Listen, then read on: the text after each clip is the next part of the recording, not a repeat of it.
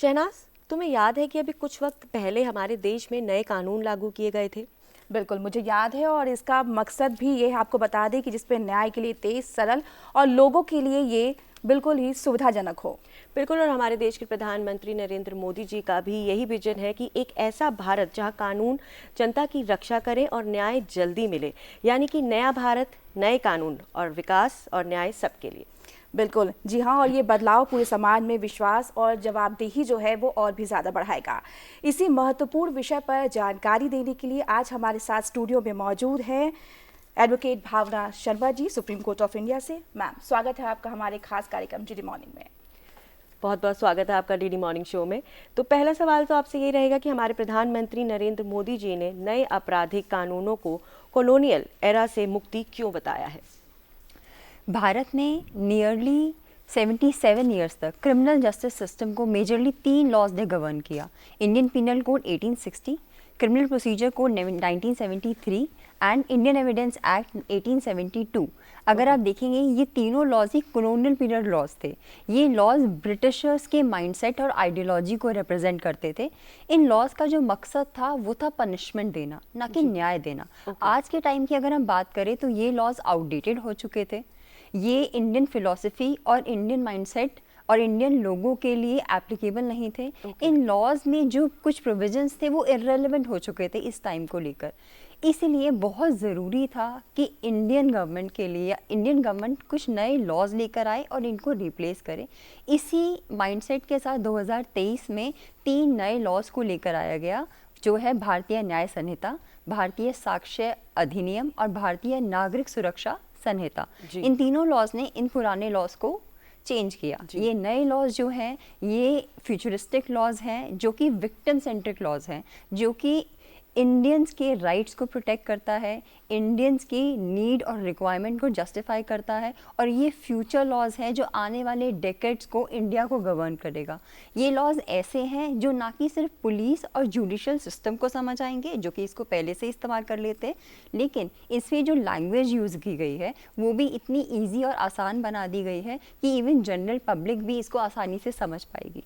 Okay, तो बिल्कुल हम ये भी जानना चाहेंगे कि अगर इन नए कानूनों की बात करें तो भारतीय संविधान के मूल्यों को ये सुरक्षित कैसे रखते हैं?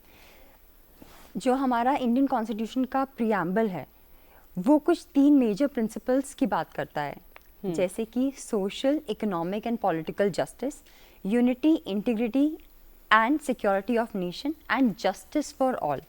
इन तीनों प्रिंसिपल्स को प्रोटेक्ट करने के लिए ही बहुत सारे चेंजेस लाए गए हैं नए लॉज में। अगर मैं नियर बाय बात करूँ तो अराउंड 600 चेंजेस नए लॉज में लेकर आए गए हैं। कुछ न्यू एडिशंस किए गए हैं, कुछ न्यू चेंजेस किए गए हैं, कुछ न्यू ऑफेंसेस और न्यू प्रोविजंस को ऐड किया गया है। ये सारे ऐसे प्रोविजंस हैं जो कि जस्टिस को प्रिवेल करते हैं, जस्टिस को इजी बनाते हैं, इजीली एक्सेसिबल है लोगों के लिए, अप्रोचेबल है। चाहे हम बात करें न्यू टाइम फ्रेम्स की, चाहे हम time bound manner of investigation की बात करें, चाहे जेंडर न्यूट्रल लॉज की बात करें, चाहे हम एज न्यूट्रल लॉज की बात करें, बहुत सारे चेंजेस इन प्रोविजंस में लेकर आया गया है ताकि जो हमारा प्रियम्बल है that is for the people of India, इसको हम प्रमोट करें और सपोर्ट करें। बिल्कुल। तो ये जो नए कानून है ये कमज़ोर वर्ग जो है उनके लिए कैसे लाभकारी है? सबसे पहले ये जो नए लॉज हैं इनमें प्रोविजन है फर्स्ट एड ट्रीटमेंट्स का। सपोजिंगली कोई विक्टिम है जो कि गरीब वर्ग से है, जो जिसको कोई फिजिकल इंजरी हुई है, ऐसे केसेस में वो किसी भी हॉस्पिटल में जाके फ्री ऑफ कॉस्ट अपना ट्रीटमेंट ले सकते हैं, फर्स्ट एड ले सकते हैं। इसके साथ साथ विक्टिम कॉम्पनसेशन स्कीम है। जैसे पहले क्या होता था, अगर कोई विक्टिम है तो उसको वेट करना पड़ता था कॉम्पनसेशन क्लेम करने के लिए जब तक फॉर्मली चार्जेस फ्रेम ना हो जाएं, और चार्जेस फ्रेम होने में ही बहुत समय ले लिया जाता था। लेकिन अब विक्टिम की डेफिनेशन को मॉडिफाई कर दिया गया है। अब इनिशियल स्टेज पे ही कॉम्पनसेशन जो है वो विक्टिम है क्लेम कर सकते हैं। तो इन नए कानूनों में महिलाओं और बच्चों की सुरक्षा के लिए कौन से विशेष प्रावधान शामिल हैं? बच्चों और महिलाओं के लिए बहुत ही महत्वपूर्ण स्टेप्स लिए गए हैं तीनों ही लॉज में। अगर आप रीऑर्गेनाइजेशन और रीस्ट्रक्चर देखेंगे लॉ का, अगर मैं भारतीय न्याय संहिता की बात करूं तो सारे ऑफेंसेस जितने भी हैं सबसे ऊपर women and children related crime को रखा गया, जो कि चैप्टर 5 में है। कुछ ऐसे प्रोविजंस हैं जो कि जेंडर न्यूट्रल बना दिए गए हैं, जैसे वॉयरिज्म है। सेक्सुअल असॉल्ट है। पहले इन दो जो ऑफेंसेस थे, इनके अगेंस्ट जो केसेस होते थे वो सिर्फ मैन के अगेंस्ट ही केस फाइल हुआ करता था। लेकिन अब अगर कोई वुमेन भी सेक्सुअल असॉल्ट करती है एक दूसरी वुमेन के साथ, या वॉयरिज्म करती है दूसरे वुमेन के साथ, तो ये उनके अगेंस्ट भी केसेस फाइल हो सकते हैं। इसके साथ साथ नए ऑफेंसेस ऐड किए गए हैं वुमेन रिलेटेड, जैसे कि sexual intercourse on false promise of marriage. Okay, ये पहले नहीं था, अब ये न्यू ऐड हुआ है। इसके साथ साथ gang rape against a child, पहले इसके लिए जो पनिशमेंट थी वो 12 years of age of child and 16 years of age of child, इसके लिए डिफरेंट थी। लेकिन अब इन दोनों को under the age of 18 years अगर किसके साथ गैंग रेप होता है तो डेथ पेनल्टी इम्पोज की गई है। ओके। इसके साथ साथ अगर हम चिल्ड्रन की बात करें, ह्यूमन ट्रैफिकिंग जो कि चाइल्ड ट्रैफिकिंग को भी इंक्लूड करता है, इसमें beggary as a form of exploitation इसको भी ऐड कर दिया गया है, स्पेसिफिकली मेंशन करके कि अगर किसी बच्चे का ट्रैफिकिंग या एक्सप्लॉयटेशन होता है, उससे बेगरी कराया जाता है, इसके लिए भी नियरली 10 इयर्स से ऊपर पनिशमेंट का प्रावधान है। ओके, तो इन नए कानूनों में महिलाओं के खिलाफ अपराधों में टाइम बाउंड प्रोविजंस का क्या रोल है? जैसे हम जानते हैं कि एक बार अगर कोई ट्रायल स्टार्ट होता है, वो एंड कब होगा वो किसी को नहीं पता। और सीरियस ऑफेंसेस में तो ये बहुत ही बड़ा इशू रहा है। इसके लिए हर एक स्टेप पे ही टाइम बाउंड मैनर में इन्वेस्टिगेशन और जस्टिस डिलीवरी सिस्टम को एनहांस किया गया है। जैसे EFIR की प्रोविजंस इंक्लूड की गए हैं। देन EFIR एक नया प्रोविजन है, इसमें क्या है कि हम किसी भी इलेक्ट्रॉनिक मीन्स को यूज़ करके इंफॉर्मेशन दे सकते हैं regarding a cognizable offence to police. मैं व्हाट्सएप के थ्रू भी इंफॉर्मेशन दे सकती हूँ। लेकिन इसके लिए इन्फॉर्मेंट को विद इन 3 डेज सिग्नेचर करने होंगे, that will be consider as an FIR कि उसको रजिस्टर करना है कि नहीं करना है। उसके साथ साथ अगर कोई वुमेन रिलेटेड क्राइम होता है तो कोई मेडिकल अगर कोई रिपोर्ट है वो 7 डेज के अंदर अंदर सबमिट की जाएगी IO को। सिमिलरली कोई हिनियस ऑफेंस अगर हुआ है अगेंस्ट वुमेन एंड चिल्ड्रन, तो ऐसे केस में फॉरेंसिक एक्सपर्ट्स को इमीडिएटली क्राइम सीन पे पहुंचना होगा, and even they have to submit a report within 7 days. इसके साथ साथ वुमेन रिलेटेड क्राइम्स को विद इन 2 मंथ्स इन्वेस्टिगेशन जो है वो कंप्लीट होना ज़रूरी है। ओके, बिल्कुल। हमारे प्रधानमंत्री नरेंद्र मोदी जी ने तारीख पे तारीख समस्या को कैसे संबोधित किया, और ये जो कानून है वो त्वरित न्याय कैसे सुनिश्चित करते हैं, हम ये जानना तारीख चाहेंगे। पे तारीख तो हम कहें कि एक प्रोवर्ब है जो कि बहुत यूज़ किया जाता है, और ये एक हमेशा से एक ये प्रॉब्लम रहा ही है कि जैसे मैंने बोला कि ट्रायल शुरू हुआ तो उसका एंड होना तो हमें पता ही नहीं है कि जस्टिस जो है वो डिलीवर होगा भी कि नहीं होगा, कब होगा, तो वो तो बात अलग ही है। इसके लिए अगेन टाइम बाउंड प्रोविजंस जो हैं वो इंक्लूड किए गए हैं बहुत सारे स्टेजेस पे, specially at the initial stage only. जैसे मैंने बताया कि EFIR है, 0 FIRs हैं, इनके प्रोविजंस इंक्लूड किए गए हैं ताकि अगर कोई ऑफेंस हुआ है तो उसका इनिशिएशन ही अर्ली स्टेज पे हो जाए, आसानी से हो जाए, कोई इसी में कोई बाधा ना आए। इसके साथ साथ जो हमारा जस्टिस डिलीवरी सिस्टम है, जो ट्रायल्स हैं वो भी आसानी से होते रहें। इसके लिए पहले क्या होता था, जो समन्स होते थे वो सिर्फ adult male member of the family he receive कर सकता था, लेकिन अब वुमेन भी समन्स को रिसीव कर सकती हैं। She is also adult member of the family. इसके साथ साथ जो प्रोसीडिंग्स हैं वो अब ऑनलाइन भी आप आके अपना स्टेटमेंट रिकॉर्ड कर सकते हैं।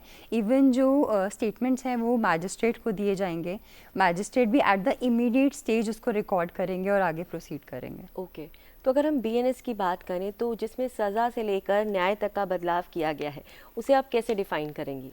बहुत ही बैलेंस्ड अप्रोच लेके चला गया है नए लॉज को डिफ़ाइन करते हुए। जहाँ पे ज़रूरत है पेनल्टीज़ और इम्प्रिजनमेंट को इंक्रीज़ किया गया है, जैसे हमने बात किया कि डेथ पेनल्टी गैंग रेप के लिए दिया गया है, वैसे ही कुछ प्रोविजंस के लिए, कुछ ऑफेंसेस के लिए जो कि पिटी ऑफेंसेस हैं, ट्रिपल ऑफेंसेस हैं, या फिर जो फर्स्ट टाइम ऑफेंडर्स हैं, उनके लिए कम्युनिटी सर्विसेज जैसी पनिशमेंट को इंक्लूड किया गया है। कहीं पे फाइन्स को इंक्रीज़ किया गया है, कहीं पे फाइन्स को डिक्रीज़ किया गया है। कम्युनिटी सर्विसेज को एज अ पनिशमेंट लेकर आया गया है कि कोई इंसान है गलती से कोई ऑफेंस कर देता है या फिर उसका इंटेंशन नहीं था क्राइम कमिट करने का, बट आउट ऑफ नेग्लिजेंस या किसी मजबूरी की वजह से उसने क्राइम कमिट किया, ऐसे इंसान को बदलाव लाने के लिए उसके अंदर हम उसको कम्युनिटी सर्विसेज जैसी पनिशमेंट को लेकर आया गया है। तो ये दंड की जगह न्याय देने की कोशिश की गई है। बिल्कुल। हमारे प्रधानमंत्री नरेंद्र मोदी जी के अनुसार ये कानून विकसित भारत के निर्माण में कैसे योगदान देंगे? इन लॉज का जो मकसद है और हमारे जो भारत सरकार का जो मकसद है वो क्रिमिनल्स को हटाना नहीं है, क्राइम्स को हटाना है। हमारी इंडियन गवर्नमेंट जो है वो रेफॉर्मेटिव थ्योरी पे बिलीव करती है। हमें क्रिमिनल को रिफॉर्म करना है, उसके माइंडसेट को रिफॉर्म करना है। हमें एक डेटरेंट क्रिएट नहीं करना या फिर रेट्रिब्यूटिव थ्योरी नहीं है कि एन आई फॉर एन आई, या फिर अगर मैंने थप्पड़ मारा तो आप भी थप्पड़ मारेंगे, ऐसा नहीं है। हमें क्राइम्स को हटाना है। इसी सोच को मद्देनज़र रखते हुए जो ये एनहांस पनिशमेंट्स लाई गई हैं, इम्प्रूव्ड प्रोविजंस लाए गए हैं, विक्टिम सेंट्रिक लॉज को लेकर आया गया है, न्याय देना है, दंड नहीं देना, इस सोच को मद्देनज़र रखते हुए टेक्नोलॉजिकली एडवांस्ड लॉ को लेकर आया गया है। ये जो लॉज है इनके 4 मेजर गोल्स हैं। सबसे पहले technologically adept, credible and transparent, justice driven and accountability. इन चारों को ध्यान में रखते हुए ये नए लॉज को ड्राफ्ट किया गया है, रीऑर्गेनाइज रीस्ट्रक्चर किया गया है। पुराने लॉज के बेसिस को रखते हुए इन सारे लॉज को अमेंड किया गया, चेंजेस किया गया।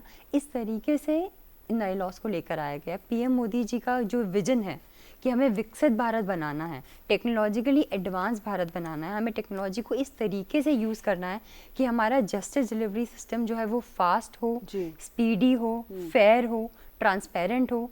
हर एक की अकाउंटेबिलिटी डिफाइन की गई है। अगर पुलिस जो है वो इन्वेस्टिगेशन में डिले है तो उनको रीज़न प्रोवाइड करना पड़ेगा कि क्यों डिले हुआ। वैसे ही अगर कोई जजमेंट है, अगर कोई जजमेंट डिलीवर करते हैं तो उसकी कॉपी अपलोड होगी विद इन 14 डेज। इसके साथ साथ जो एफआईआर रजिस्टर हुई है उसकी copy free of cost victim को दी जाएगी। एक और बहुत अच्छा प्रोविजन ऐड किया गया है कि जैसे जब कोई इन्वेस्टिगेशन हो रही होती थी तो विटनेसेस और जो एक्यूज और जो विक्टिम है उनको पता ही नहीं होता था कि इन्वेस्टिगेशन में चल क्या रहा है। लेकिन अब एक प्रोविजन ऐड किया गया है कि विद इन 90 डेज अगर कोई अपडेट है इन द इन्वेस्टिगेशन तो पुलिस ऑफिसर्स जो है वो अपडेट करेंगे इवन विटनेस को, प्रोसिक्यूशन को, प्लस विटनेसेस को कि इसमें क्या अपडेट हुआ है। तो मैम ये जो नए कानून हैं लागू जो किए गए हैं ये भारत के भविष्य या फिर कहें कि आगे आने वाली पीढ़ियों के भविष्य के लिए कितने महत्वपूर्ण हैं?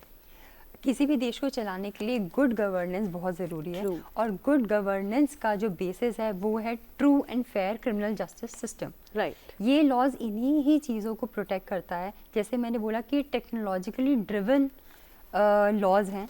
ये आगे आने वाले, अगर ब्रिटिशर्स लॉज जो पुराने लॉज थे वो 77 ईयर्स तक इंडिया को गवर्न किया है, तो ये आने वाले डेकेड्स में हमारे विकसित भारत को गवर्न करेंगे और ये हमारे भारत को और विकसित और नई ऊंचाइयों पे लेके जाएंगे। क्योंकि जहाँ पर फेयरनेस है, जहाँ पे ट्रांसपेरेंसी है, जहाँ पे लोगों का ट्रस्ट है अपने क्रिमिनल जस्टिस सिस्टम पे कि अगर हमारे साथ कोई क्राइम होता है तो हमारे लिए हमारा क्रिमिनल जस्टिस सिस्टम हमको न्याय दिलाएगा, इस सोच के साथ विकसित भारत बनाने का एक प्रयास है इन नए लॉज के थ्रू। जी, नया भारत, नया कानून और न्याय सबके लिए के बारे में प्रधानमंत्री नरेंद्र मोदी जी के मिशन और विजन के बारे में हमारे साथ जानकारी साझा करी थी advocate Bhavna Sharma, supreme court of India से। मैम, ये तमाम जानकारी हमें देने के लिए आपका बहुत बहुत शुक्रिया। बहुत बहुत शुक्रिया डीडी मॉर्निंग शो में आने के लिए। Thank you.